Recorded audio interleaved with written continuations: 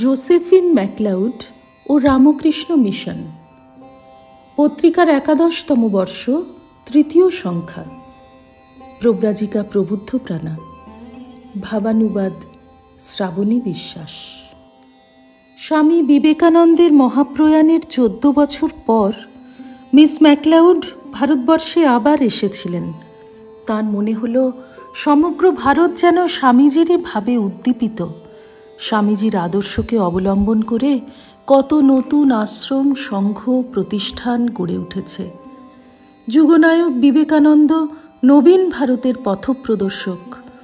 তাঁর অগ্নিময়ী বাণী যুব সমাজের প্রেরণার উৎস।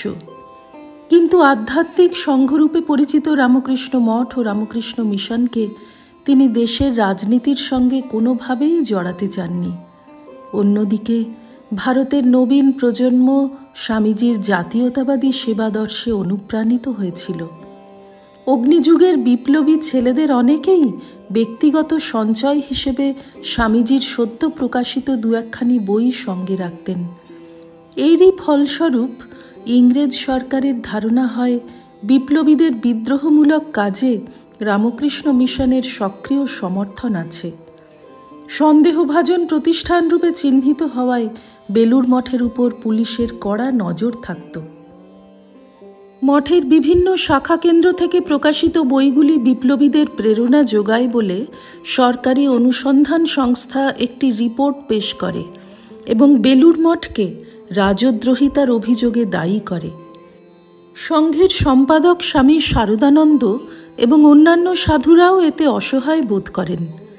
মঠের ইংরেজি মুখপত্র প্রবুদ্ধ ভারতে তাঁরা এই ঘটনার বিরুদ্ধে মৃদু প্রতিবাদ জানান। সেখানে বাংলার তৎকালীন গভর্নর লর্ড কারমাইকেলেরও কিছু অনুকূল মন্তব্য প্রকাশিত হয়েছিল। কিন্তু তাতে পরিস্থিতির সংকট কমল না। উপরন্তু ১৯১৬ সালের ১১ই ডিসেম্বর দরবার বক্তৃতায় বিপ্লবীদের আশ্রয় দেওয়ার দায়ে গভর্নর বেলুড় মঠকে অভিযুক্ত করলেন এবং আরও বললেন, যুবকদের আদর্শবাদী হওয়ার প্রবণতাকে কাজে লাগিয়ে বিপ্লববাদ ও প্ররোচনাকে আশ্রয় করে রামকৃষ্ণ মিশন যুব সমাজকে দুর্নীতিপরায়ণ করে তুলছে। এর ফলে রামকৃষ্ণ মিশনকে ভাইসরয় উচ্ছেদ করবেন এমন সংকট দেখা দিল। ঠিক সেই সময় মিস ম্যাকলাউড কলকাতায় আসেন এবং উদ্বোধনে গিয়ে শ্রী শ্রী মা ও স্বামী শারদানন্দের সঙ্গে দেখা করেন। সেই প্রথম তিনি দেখলেন শ্রী শ্রী মার নিজস্ব একটি বাড়ি হয়েছে।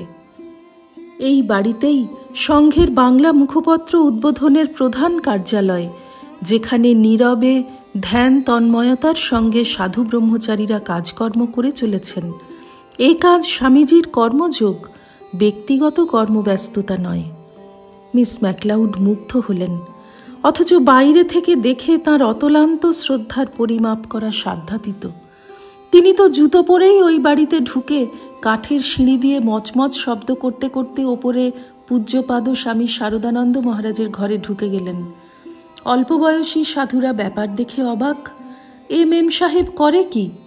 মহারাজের ঘরে যাওয়া শুধু নয়, তার বিছানায় বসে মিস ম্যাকলাউড তখন জোরে জোরে কথা বলে চলেছেন, আনন্দে উত্তেজনায় উচ্ছল। শারদানন্দজিও তাঁকে পেয়ে মহাখুশি, বিরক্তির লেশমাত্র নেই।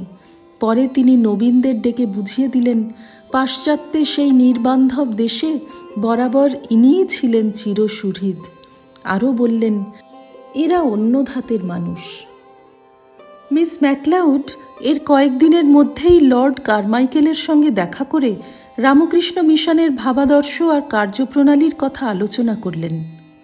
বঞ্চি অ্যালবার্টার সঙ্গে ইংল্যান্ডের লর্ড স্যান্ডউইচের বিবাহসূত্রে ব্রিটিশ রাজপরিবারের সঙ্গে তাঁর যোগাযোগ ছিল, আর তাঁর দিদি বেটি লেগেট সারা জীবন রাজকীয় খেতাব, রাজকীয় স্বীকৃতি লাভকেই প্রাধান্য দিয়ে এসেছেন।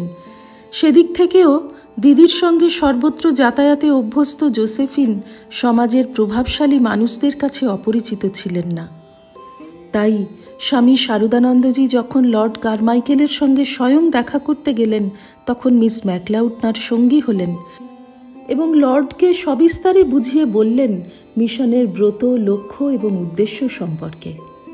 এই অন্তরঙ্গ সাক্ষাৎকারের ফল হল খুবই অনুকূল। অল্প দিনের মধ্যেই অপর এক বক্তৃতায় লর্ড কারমাইকেল রামকৃষ্ণ মিশনের বিরুদ্ধে তাঁর পূর্ববর্তী মন্তব্যের জন্য দুঃখ প্রকাশ করে তা প্রত্যাহার করে নিলেন। এইভাবে মিস ম্যাকলাউডের মাধ্যমেই ব্রিটিশ সরকারের সঙ্গে মঠের সম্পর্কের উন্নতি ঘটে। শ্রী রামকৃষ্ণার্পণমস্তু।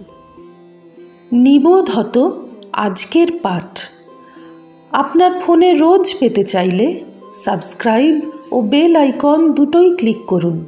রামকৃষ্ণ ভাবধারা প্রচারের সঙ্গে থাকুন।